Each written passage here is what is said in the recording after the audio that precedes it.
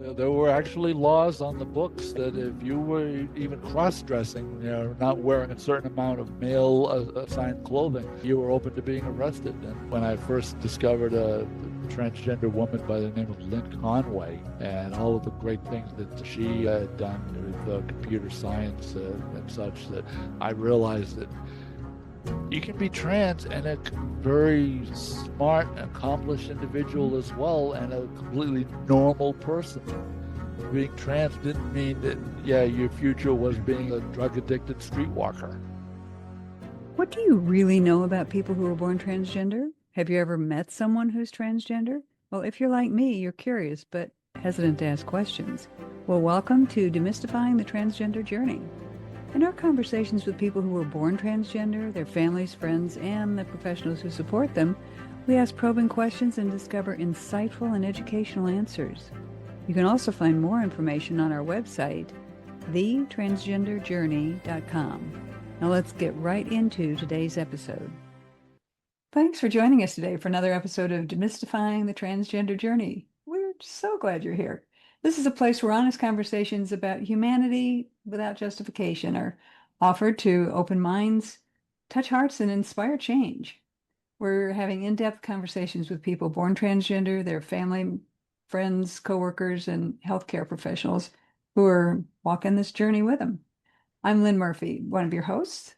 I'm an author, speaker, leadership coach, and founder of Women Who Push the Limits, and I'm the cisgender half of your host team. And joining me is the amazing Wendy Cole, a gender diversity consultant and speaker who provides her knowledge and lived experience to city and state agencies, businesses, and organizations, helping them navigate in this evolving social commentary world by providing education and training on transgender and LGBTQ plus issues. Now, she transitioned at age 67 and is living proof that it's never too late to embrace your true self. So our goal is to educate people by humanizing the transgender experience. And together we bring you these conversations. Today, we're so excited to introduce you to our guest, Stephanie Donnell. So Stephanie Donnell is an old school tech nerd. In her words, and in the best possible sense of those words. Now, she earned her amateur radio operator's license, ham license, some of you recognize that, before she even finished high school. She's a lifelong electronics professional whose career spans broadcast engineering, public radio, and decades of hands-on technical problem solving. She's also a YouTuber who uses her channel not for clicks and commerce, but as a place for reflection, storytelling, and connection. But her story is really more than technology. Like so many people who grew up decades before words like transgender were part of the everyday conversation, and before she had any framework to understand that, Stephanie knew something about herself was different, and she kept it hidden for years. So the realities of her transitioning later in life, the long medical process, the waiting, the hoops, the courage, the relief of finally living as herself, these are the stories that don't make the headlines, and this is what we want to talk about today. So today's conversation is especially valuable for anyone who still thinks transition is quick, trendy, or driven by fetish. And Stephanie's here to demystify that myth and tell you what it really looks like, what it really feels like when she can finally be herself, and what happens when all of the changes that she's made finally make a difference in her and helps her give back.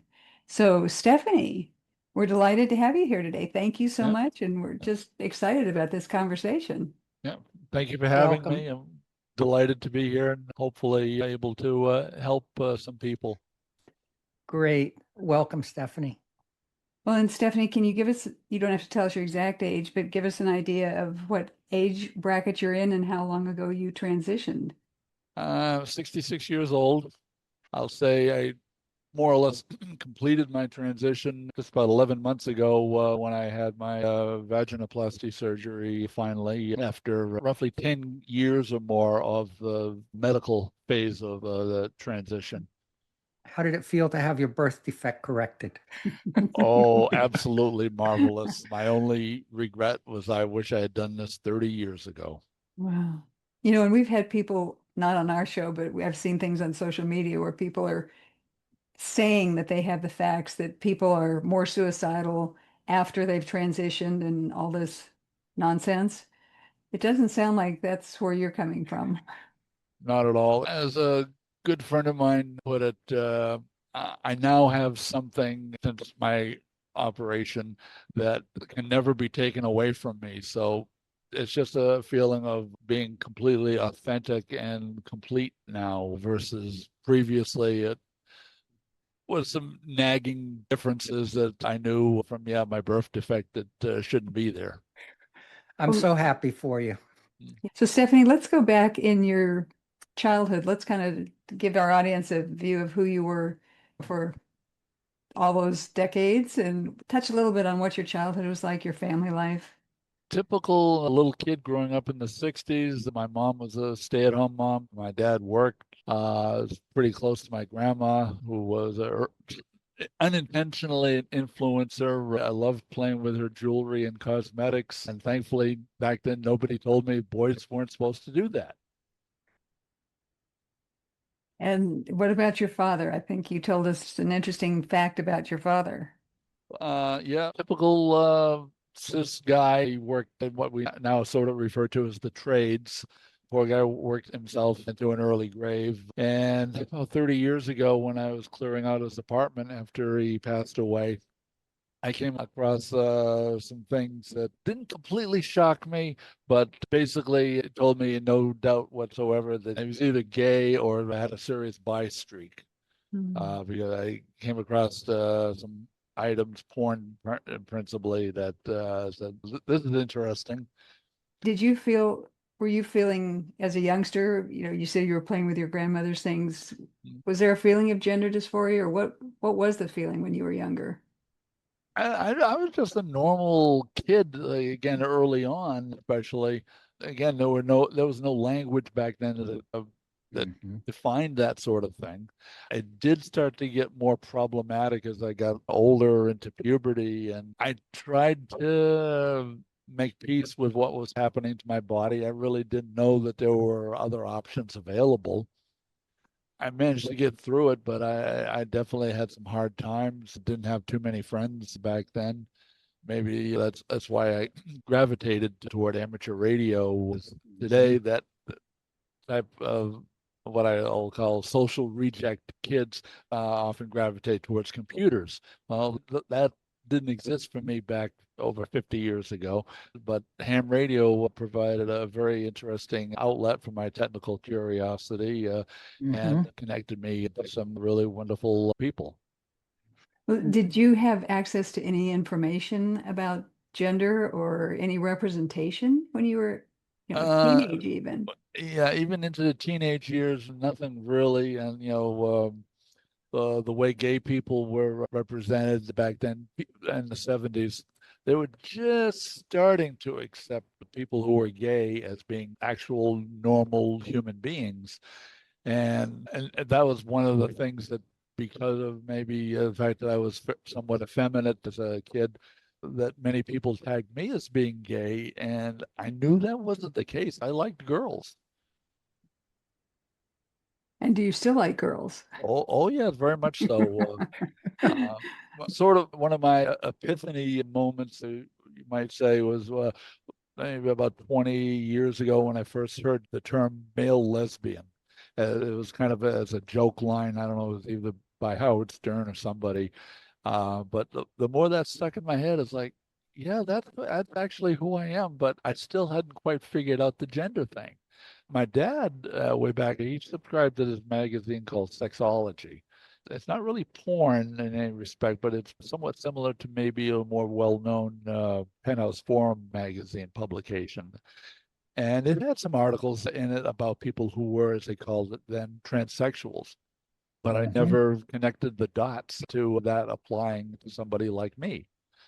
Yes, when I started to cross dress with some of my mom's lingerie, that was when I was 10 years old, and it didn't quite strike me as being sexual in any respect, but I knew that it made me feel very special. Mm. But I was also very ashamed of it, and at least smart enough that I knew I must never reveal that or get caught that way, or my life would have been completely over very quickly. I went through the same thing at age 10 as well. Actually, one of my you might call it a very early signpost of sorts back when I was maybe 5, I think it was, with a female playmate of the same age, and the first time that I saw a girl's genitals, and I was totally wowed out about that. It might be what you would refer to now as the term pussy envy, relating to the old Freudian term penis envy. Is like, nah, I don't want this ugly thing that's sticking out between my legs. I want what she's got. And somehow I knew that that was the right thing to have. Yep. So then when you were going through adolescence and all of the hormones and puberty and dating or not dating or those kind of things, how did you function then? Didn't do too much dating. I had a couple of close friends who were great. Interesting thing, one of my first serious crushes was this girl who I later learned was a butch lesbian. And like, huh? Really? The heart knows what the heart wants, but the brain has to take a while to figure it all out. Mm-hmm. Well, but then you ended up getting married, didn't you? Yep, to a wonderful woman. We're still together now, 43 years. Wow. Well, tell us about how that marriage progressed, with you. I think you said Uh, you were doing some cross-dressing and some things yeah, because yeah. as you were getting older, was that more prominent, the gender Not dysphoria? necessarily. I managed to not fall into, but align myself as a cis husband, provider, and my wife has also been a wonderful partner who's always accepted me. I think maybe part of what initially attracted me to her when we first met, that she had a little bit of a butch streak in her as well, which I kind of like, and still like. When did you reveal your feelings to her? Very carefully, about 15 years ago, when I wanted to attend this LGBT transgender convention called First Event. And she went with me to the convention that was near Boston. And that was a totally mind-blowing, eye-opening experience to be around in a safe environment with the dozens and dozens of people just like me. Was she handling all this? Surprisingly well, her response when I told her about the cross dressing was, "It's just clothes. I'm still the same Mm. person that she's always known." Wow, that's pretty Little did I amazing. know how far down the rabbit hole I was going to go, but it turned out very nicely, actually. So, and you're still together this many Yeah, years later. yeah. Isn't that wonderful? Yeah. Well, share a little bit about your progression there. Was there a lot of overcompensation trying to hide this, or were you pretty free with most of that? Not so much hiding it. I was taking a pretty slow approach to figuring some of this out. There is that sort of androgynous phase, I guess you might say, that many go through early in transition, especially before they start the hormone therapy.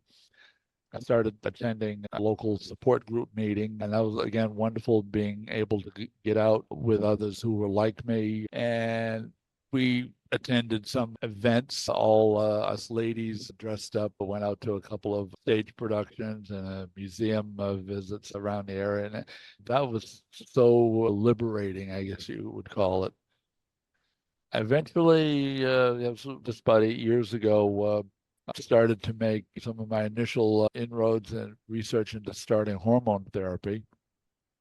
And luckily, that was available in the area where we lived under what's called informed consent.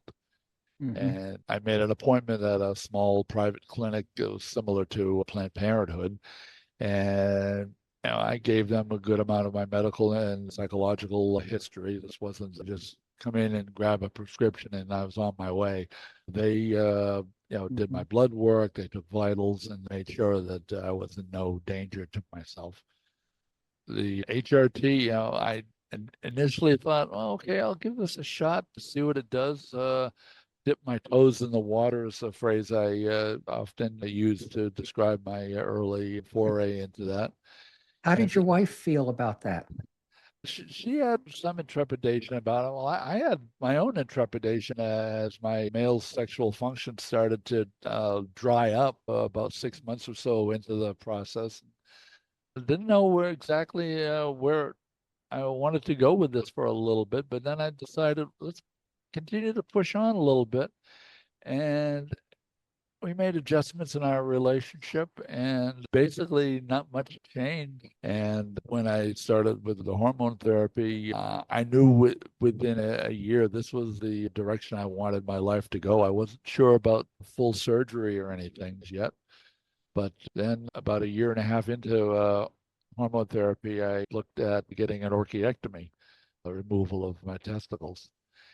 And that was again, sort of a surprisingly simple process for me, or at least compared to some of the horror stories I've heard from others, where they expect you to have a psychological evaluation, you have to get insurance pre-approval.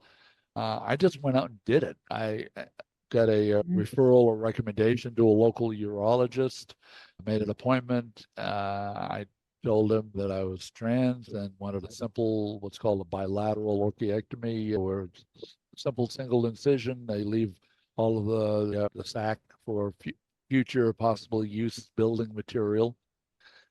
And a couple of months later, I showed up at a small local hospital at 7 a.m. And by noontime, I was on my way back home, minus my stones. Well, and just for our audience to know too, that this is a procedure that's not just used for people who are transgender. I mean, this was originally created for cisgender males. Isn't that correct? Yeah, that was used as an early form of treatment for prostate cancer because Mm-hmm. the idea being that it removes the source of testosterone, Right. which I was having to do as one of my prescriptions was a testosterone blocker known as spirolactane. Mm-hmm. And I didn't want to be on that long term as part of the reason why I went ahead with the Orchie. And the Right. other thing, of course, having the procedure aesthetically left me looking and feeling a whole lot more feminine. I just loved it. And also, too, the vaginoplasty for the audience was invented for women who needed reconstructive surgery after difficult childbirths or any other issues with their vaginal area.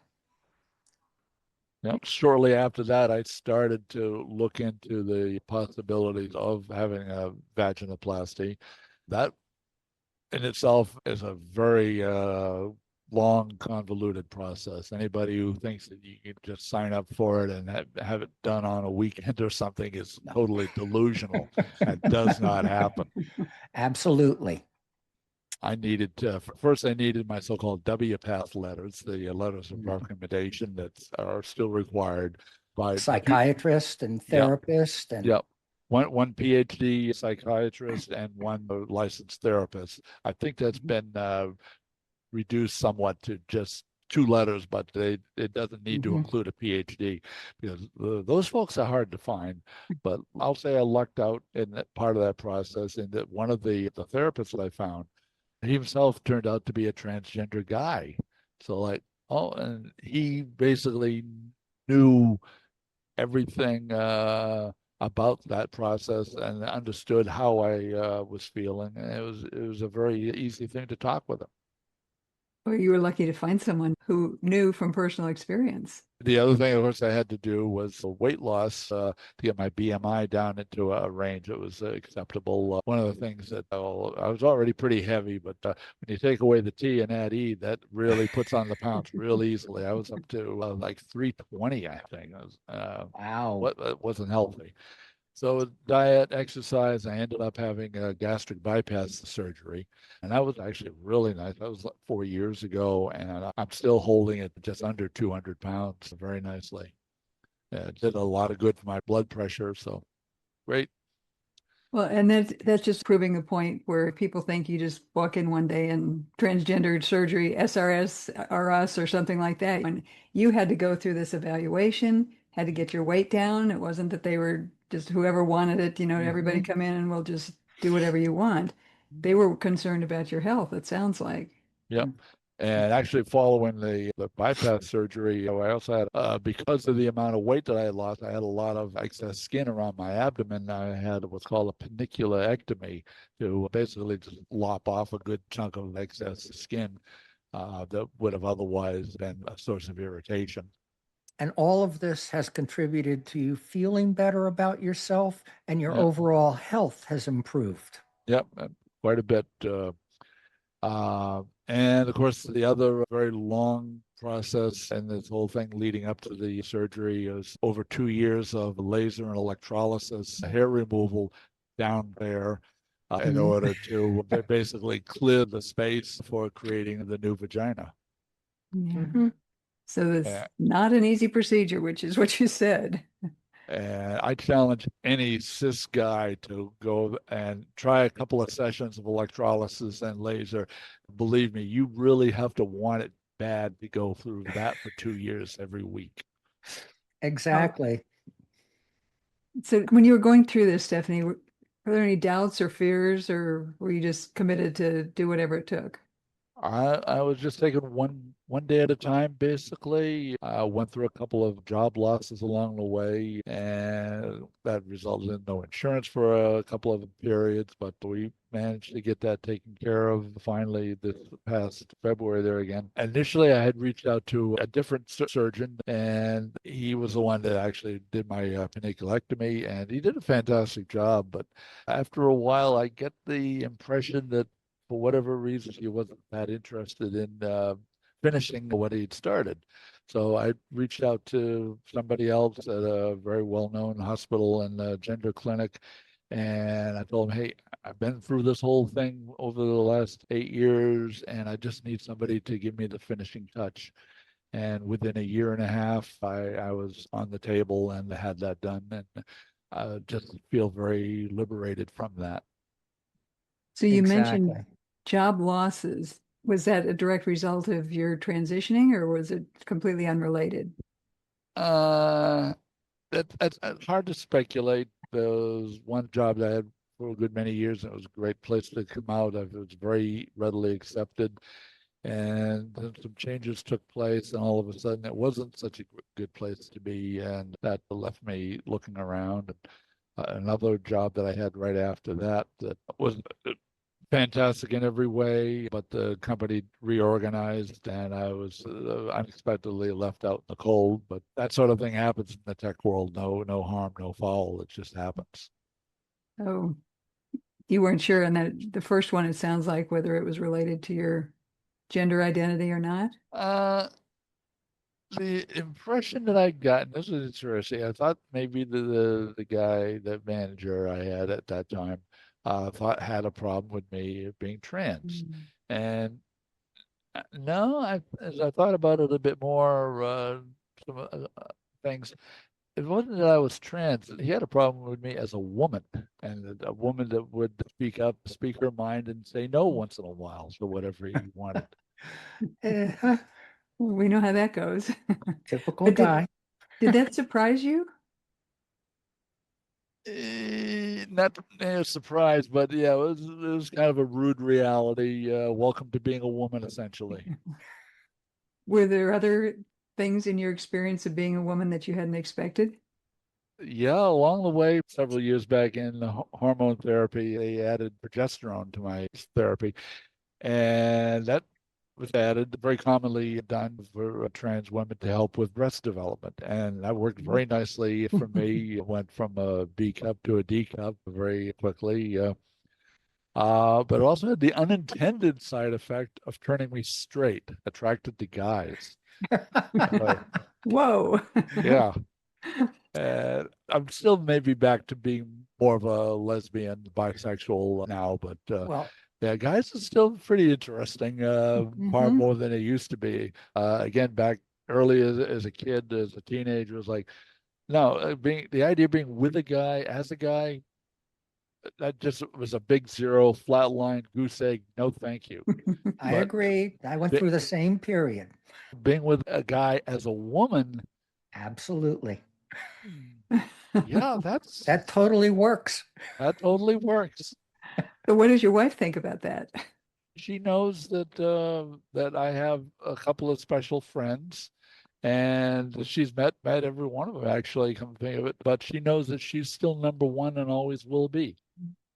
She sounds like she's very open-minded and truly loves you. Yep, and that's That's wonderful. wonderful. Yeah. So were there other things did she have trouble with some of this? Any of it? Not really, and surprisingly, again, her family, her two kids that are older, long gone, they're very accepting of me. One of them's former military. I don't have too many remaining relatives and family on my side, save for a few cousins. So it's been pretty easy. Good. I love hearing that kind of story, Stephanie, because there's so many others that we've heard that are just the opposite. Congratulations to the two of you to make that work. Definitely, congratulations. Yeah. Yep. And then more recently with my wife, she's quite a bit older than, and in fact, next week she'll be going in for knee replacement surgery. So I've been taking more on the role of caregiver for her, which I fully accept. She's always been there for me, and I'm 100% there for her. So no problems. Well, and I took care of my husband when he had knee replacement surgery, and then I broke my kneecap a few months ago, and he's taking care of me while I went through that recovery. And being caretaker is a job. Yep. So Well, hats off to you for being willing to do that. and she's always been there for me, always supported me. So it's the very least I can do to pay her back, and it's not a problem in any respect. It's wonderful. So you started your transition in your 50s and now in Yep. your late 60s. What's your thoughts? What do you want to share with our audience about transitioning at a point later in life? Well, you can't roll back the clock to say I wish I had done it 30 years ago to be certain. I don't know how that would have affected me today.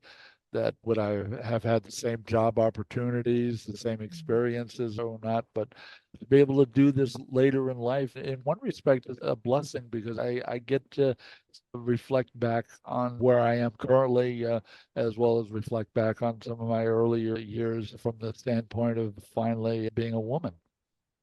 I've always looked at it, Stephanie, as before 2012, everything was different.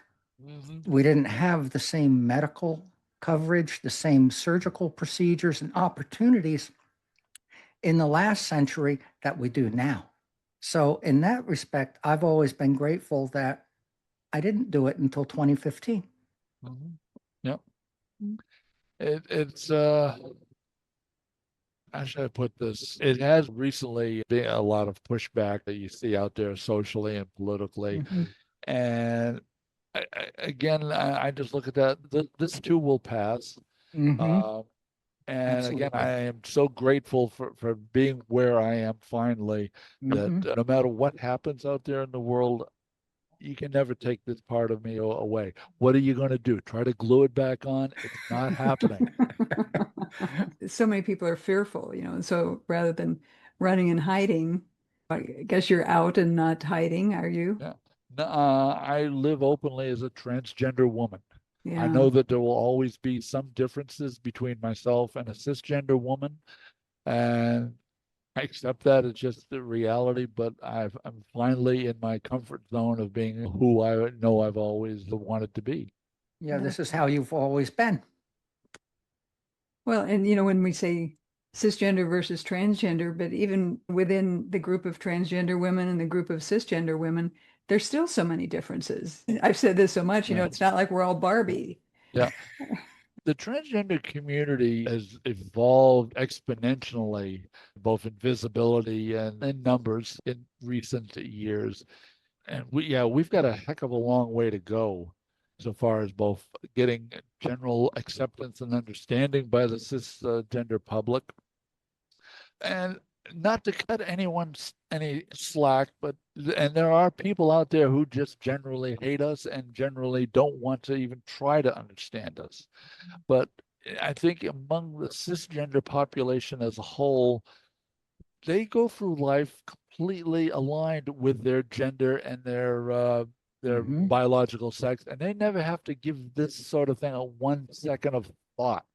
Right. So it's a very heavy lift for them to understand that, and it's basically relatively new, I believe, that the idea that your biological gender, your sex, that is, your genetics, it can be different than the gender identity that you are hardwired with as well. Right. And that hard wiring happens in our brain during our time before birth. Yeah, exactly. Mm. We've still got a long way to go for social acceptance. Some of the things you commonly hear, and I've used terms like identify as, and for some reason that just leaves us way open to being exploited. You know, identify as what? An attack helicopter or a dinosaur, blah, blah, blah. There's got to be some better way of phrasing it that doesn't take somebody to understand biology at the PhD level. Well, when Well, I'm speaking with a group of people, I always introduce myself, my name, and that I was born transgender, period. And then I go on to explain how that happens, why it happens, and that we do this to become who we've always been and who we've always felt like. It's Yeah. that simple. And I've always found that the vast majority of cisgender people that I speak with, once they start hearing that, that's when the curiosity comes and they're open to conversation. And that's why we're doing this podcast. And that's why I do what I do. Yeah.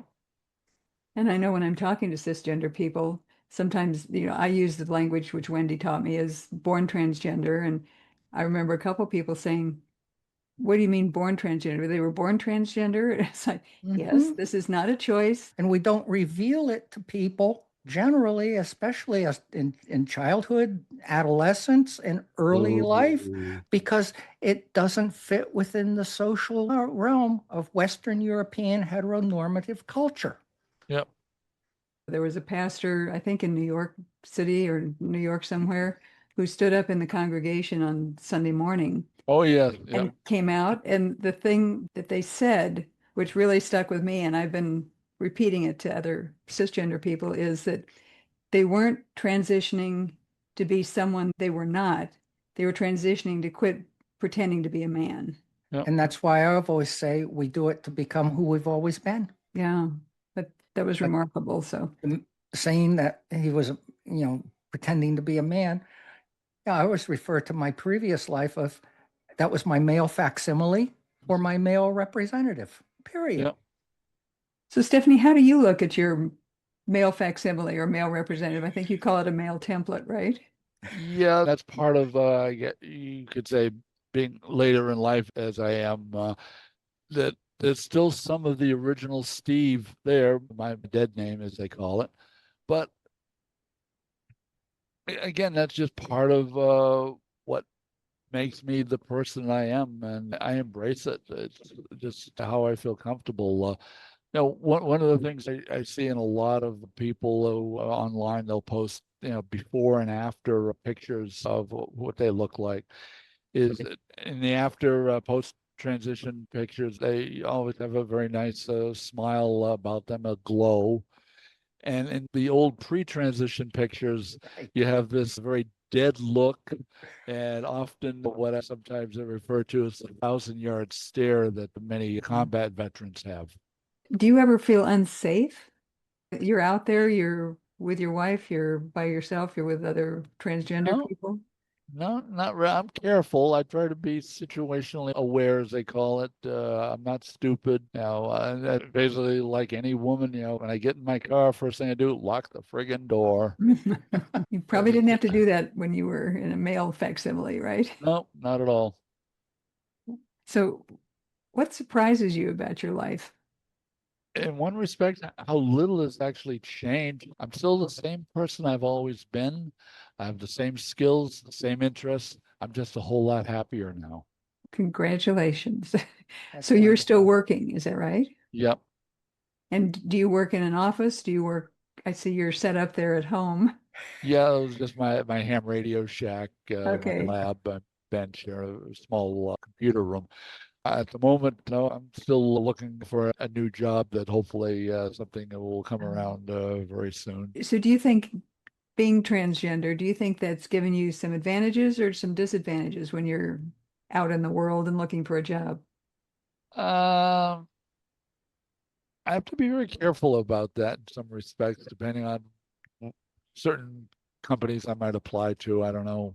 One of the aspects in my resume package is a number of letters of reference, two fairly recent ones from the past 5 years that have my name Stephanie on it, and all of the older ones that going back to like 1985 refer to me as Steve, he, him. I, and a friend of mine has mentioned to me it's probably not a good idea to even bother with those older ones, but they're part of who I am to illustrate my experience and my skills, and I'm proud of that. I don't try to hide it. And do you ever get people making comments or, you know, No, Great. again, even in some of the more accepting environments these days, people, when they find out that I'm trans, they will say, "Oh, what are your pronouns?" And my standard response about pronouns is, yeah, it's she, her, hey, you.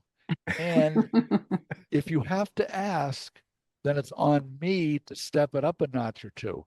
Because, like, for instance, I was just speaking with somebody on the phone a couple of times recently, and they weren't quite sure if I was actually even, if I was Stephanie, because of my voice. Mhm. And I'd still have to navigate that somewhat carefully, but also in a professional environment, which is still mostly around guys, I find that my guy voice, it can be actually fairly helpful. Well, you sound very calm with all this, Stephanie. You know, some people are, if somebody dead names them, they're offended or wrong pronouns are offended. You seem No, really pretty no, chill. no. I've been through enough of that that it doesn't bother me, and I know who I am. My legal name is Stephanie. My documentation has that. I haven't gotten around to changing my birth certificate. And I part of that is it's just not that big of a thing for me. My Right. my birth certificate, I look at as being it's a medical record of an event that took place 66 years ago, and it reflects the best medical knowledge that was available at that time. I'm not ashamed of it.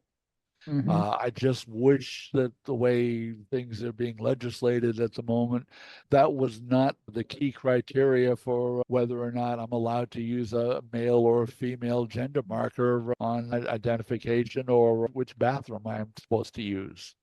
Because there's a lot more to it than just my birth certificate. Do you have Exactly. any problem with bathrooms? No, not at all. Yeah. Nobody's standing there checking your shorts, are they? They're just going to see another woman. That's right. So whose business is it anyway? So, Stephanie, were there any unexpected lessons that you learned through this process? Lessons. Oh. Well, really, might be too much information. I don't know. I'm still learning how to orgasm again. I Okay. haven't quite gotten there, but damn, I've been close, and it is a wonderful, wonderful experience to keep trying. And Oh, it is. So keep working on it. okay, Don't give up. I love long-term projects. Yep. So, what is it that you wish cisgender people and even some other transgender people would better understand? To hopefully have a little bit of empathy for who we are. Again, I understand it's something that cisgender people just never have to navigate. So Right. it's a very difficult concept for them to even think about. And with the trans community, there's got to be some better ways of how we represent ourselves to people. It's a very tricky question, to be honest, but I know that I'm not a biological woman. I have not had many of those experiences, but in every other respect, I'm just like them. Mhm. You know, I think about people going through medical surgeries and medical issues and things like that. And, you know, when I hear somebody say, well, they're not a biological woman, well, Because what? I mean, I've never had children. So does that make me not a biological woman? I'm not having my period anymore. Does that make me not a biological woman? It's like, what difference does it make? Let's look at the soul of the person. Let's look at how they treat other people. Why worry about what's between their legs or who they're sleeping with? Some of that stuff just annoys me. Yeah. But back to your top, what you said though is that cisgender people never have to think about that unless they're thinking about somebody else's genitals. Yeah, And all too often. apparently a fascination with that. But What cisgender people don't understand is that they were born congruent with their gender identity formed in the brain during the birth process and their physical anatomy. And in our culture, sex and gender are interchangeable, synonymous terms. Most cisgender people, I see them all the time, they think that those are synonymous, and they're not. So that's where we're starting with educating the cisgender world about us and how we're born, how it's formed, and how we live in this culture, which doesn't recognize us at all. even when I'm talking to my cisgender acquaintances, people in meetings, one of my favorite questions from people is, what does cisgender mean? Mm-hmm. And I'm thinking, okay, this is an opening because Mm-hmm. that's where you first start. Yep. Understand that, oh, I'm different because my gender and my sexual organs are congruent. So I'm cisgender. Cisgender, apparently, some people think is an insult. I don't know where they're getting that, but call me cisgender. I don't care. I always tell people too, sex is between the legs, gender's between the Between the ears. ears. Yeah. Yeah. And that's a new concept for even very intelligent, well-educated people. Because they've never had to think about it before. Yeah, they Mm-hmm. never give it a thought. They just Yeah. go through life being who they are, and I just want to go through life as who I am. Yeah. Exactly.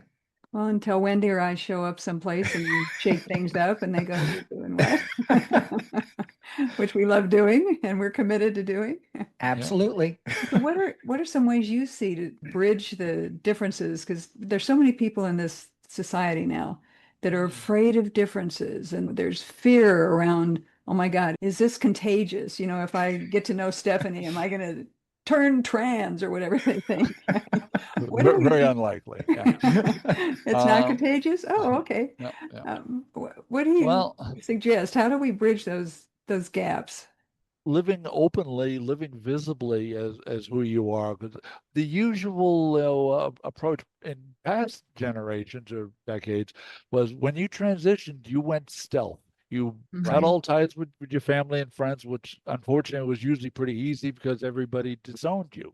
Then you would move to Exactly. some city far, far away where nobody knew you, and you'd start over and hope to God that nobody ever discovered your horrible secret past. And when I tried the transition in 1970, 71, I was told that I should move to New York City and live underground, turn tricks like the rest of them. And that was Yeah. from a psychiatrist. And actually, he was right. That's the way it was then. Both in San Francisco and in New York City, you would be arrested if they figured you out. Yep, there were actually laws on the books that if you were even cross-dressing, not wearing a certain amount of male assigned clothing, yeah, Exactly. you were open to being arrested. And Yeah. that was really part of what my friend refers to as the dark ages years Very ago. much so. I think it wasn't until when I first discovered a transgender woman by the name of Lynn Conway and all of the great things that she had done with computer science and such that I realized that you can be trans and a very smart, accomplished individual as well, and a completely normal person. Right. Being trans didn't mean that, yeah, your future was being a drug addicted streetwalker. Yeah. Right. Well, and that's But the first representation that we saw, over the years is that's who people thought transgender people were.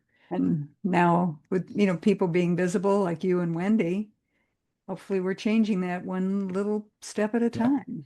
yeah. well, and I through the try not to hide. It is a unique part of who I am, and Yeah, I'm fine with sharing as much about it as anyone is comfortable with. Right. Yeah. And as you said too, that back in the dark ages of like the 80s and 90s, people did transition. People did go to clinics where you paid thousands of dollars up front and got a surgery date and had your surgery.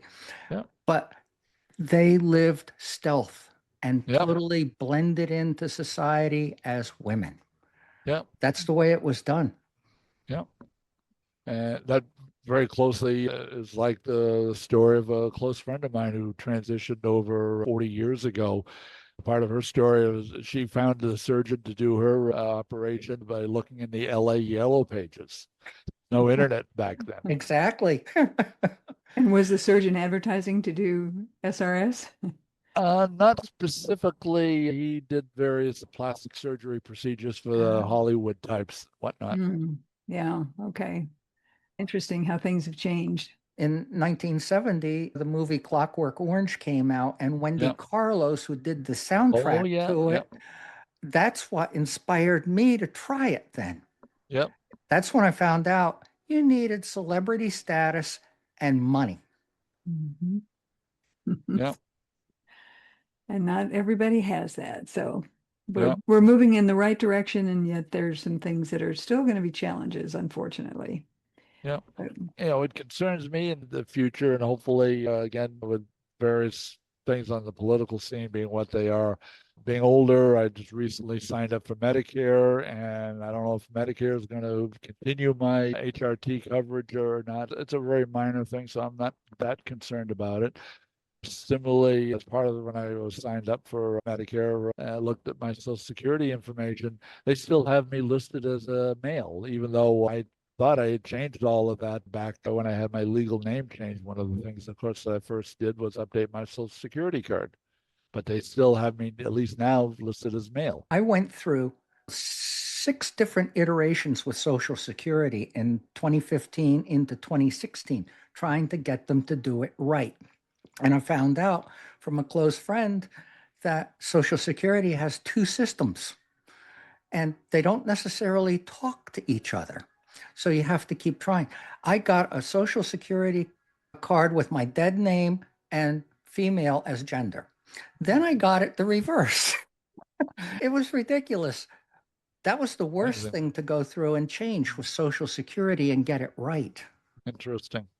well, Stephanie, I know people are going to want to learn more about you and get in touch with you. What's the best place for people to find it more about? My Facebook, Stephanie Donnell, and my YouTube channel, Radio DF. That's the word radio followed by the letters Dog Frank. Okay, so we'll put that in the show notes so everybody can find more about you. I know your YouTube channel sounds really fascinating. Yep. We'll put that in the show notes. Thanks, Stephanie. All right, thank you. Is there any other shreds of wisdom that you'd like to impart to our audience today? Not that much I can think of. Again, I'm just trying to navigate life as just another old woman out there. You're not old. Not any older than you feel that you are. Exactly. And that changes day to day. Well, we wish you all kinds of luck navigating this. Yeah, thank you. It's been wonderful coming on here and sharing some of my history with you. Well, thanks. Wendy, any last words? Thank you very much for being here, Stephanie. And I've thoroughly enjoyed our conversation. I wish you all the best going forward and keep it up.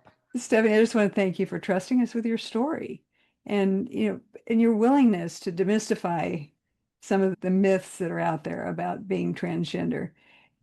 And really the way you express yourself, that really stands out to me too. You're so human, you're so kind, and you're so real. And you seem very grounded. I really appreciate that piece of you being so grounded and being who you are out there, just wanting to be left alone and to do what you do for yourself. That's all that any of us want, just to live our lives in peace. Yeah. Yeah. Well, and that's one of the threads that really stands out to me today too, is that you didn't transition to be somebody different. You transitioned to be who you've always been. Yeah, just to be myself. So thanks for being part of helping us educate people about the transgender experience like yours. And that's why we do this show. So to our audience, on behalf of Wendy Cole and me, Lynn Murphy, thank you for joining us today. We want you to be sure to share this out, especially if you're cisgender. We hope that this episode's helped you do what our mission asks. So trade your assumptions for some understanding. And when you actually listen without panicking, without the input of politicians who really don't know what they're talking about, and without stereotypes that, again, are not true, what we find is a human being, a whole person. And the more whole people are allowed to be who they are and to be that way without being the targets of bigotry and violence and all this nastiness that's going on so that they're safer, the world gets to be safer and kinder for everybody. So thanks for joining us. Be sure to share this, subscribe so that you get notices when we've got another episode coming up, and give us a review. If you're on the podcast, give us a 5-star review. This really helps get this out to the audience. Join us next time. And remember, stay curious and stay kind. Thank you for joining us today on this episode of Demystifying the Transgender Journey. Remember to subscribe so you don't miss a single episode of our fascinating interviews. You can also find more information on our website, thetransgenderjourney.com. So until next time, stay curious and stay kind.